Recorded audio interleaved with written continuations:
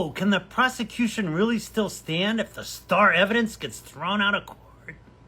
In the case of People versus Luigi Mangione, that question is front and center. And KFA recently dropped a reply motion that she hopes could change everything. The defense's recent filing, the Mangione reply, in support of the omnibus motion, is more than just a procedural response. It's a direct challenge to the heart of the prosecution's case, with implications that could weaken charges, delay trials, and possibly reshape the trajectory of the high-stakes legal battle. Let's break down how this motion affects three major fronts: the prosecution's ability to prove its case, the defense's overall strategy, the broader outcome of legal proceedings, evidence suppression.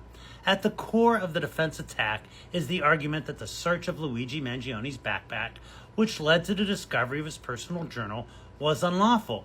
If the court agrees, that journal may be excluded from evidence. Why does this matter? Because the prosecution has leaned heavily on those journal entries to frame Luigi's alleged motive, particularly for the terrorism charges. Challenge to the terrorism charges. The defense also contests whether Luigi's conduct legally qualifies under terrorism. Under New York law, proving terrorism requires clear intent to intimidate or coerce the public or influence government policy. The defense says that Luigi's writings reflect personal anger, not political terrorism. If the court finds this argument pervasive, it could throw out some of the most serious charges. Public disclosure violation. In a surprising twist, the defense claims the prosecution released inadmissible material to the press, including the controversial journal. If all of this is true, it violates Local Rule 23.1 and could prejudice a future jury.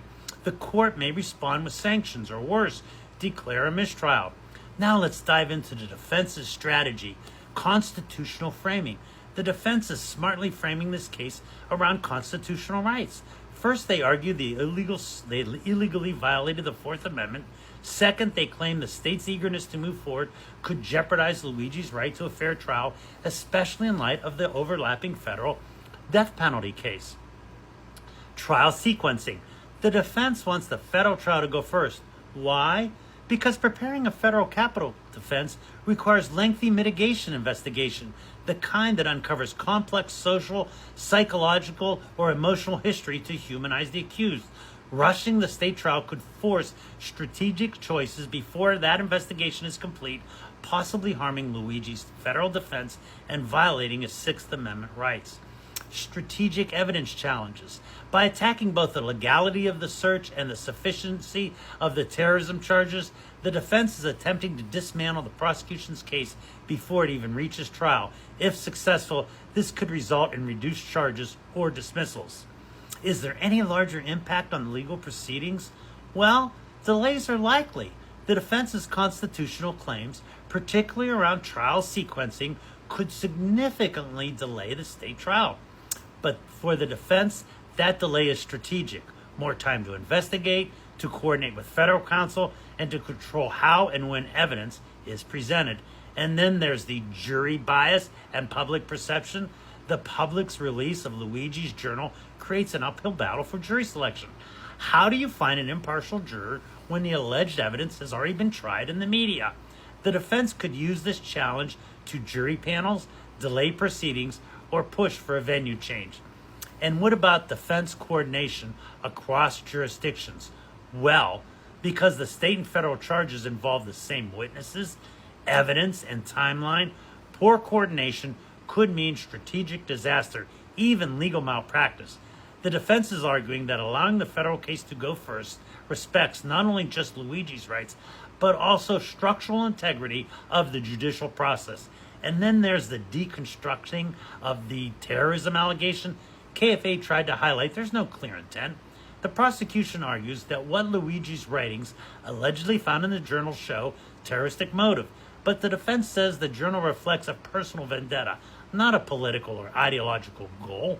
There's no language threatening the public, no call to action, and no coercive message. Just rage, which, while disturbing, isn't necessarily terrorism under the law. KFA also argues that precedent does matter. The defense cites People versus Morales, a case where the court emphasized that terrorism statutes are meant to target mass harm, not individual grudges. The implication: prosecutors are misusing a law intended for large-scale violence to amplify charges against one man. Furthermore, the defense talked about prosecutorial overreach. KFA is saying that by releasing the journal to the public before the court rules on the admissibility, the prosecution may have crossed legal and ethical lines. The defense argues that this amounts to trial by media, which could irreparably taint the jury pool. KFA also touched on procedural safeguards and constitutional integrity.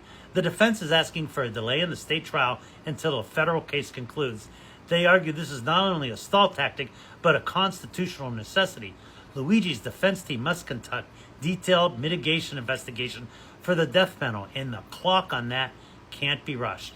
And then there's preserving the Fifth Amendment stuff. If the state trial happens first, Luigi may be forced to disclose sensitive mental health defense, which would then be exposed to federal prosecutor.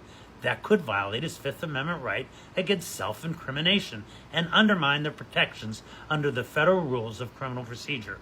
Lastly, requesting for scheduling order, the defense is also asking the court to set a motion scheduling, arguing that the prosecution rush risks legal errors. They want clarity, procedure, and fairness, something they say is currently lacking. So what's all this in the big picture?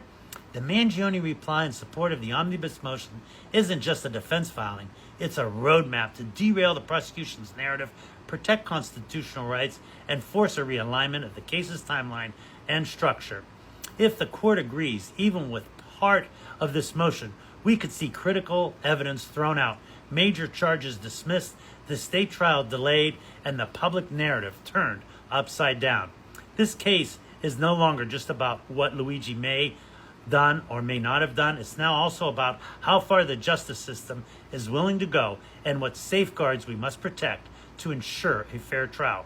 If you're following this case, stay tuned. The next ruling could redefine the prosecution's path and set a precedent for how terrorism charges and media releases are handled in high-profile cases.